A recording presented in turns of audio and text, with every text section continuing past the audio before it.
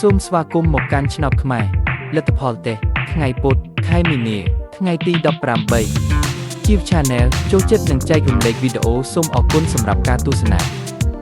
ចំណាំនេះជាវីដេអូសាកល្បងឆ្នោតមិនមែនជាលទ្ធផលផ្លូវការទេសូមទស្សនាជាឯកសារយោងនិងកំសាន្ត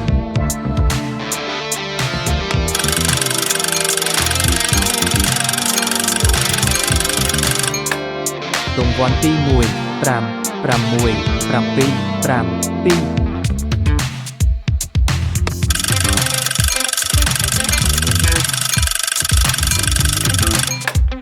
រង្វាន់ទី2 9 1 7 0 6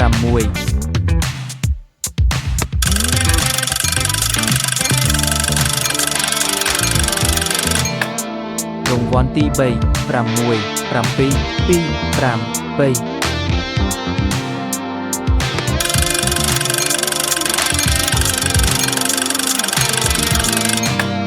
រង្វាន់ទី4 1 5 3 5 1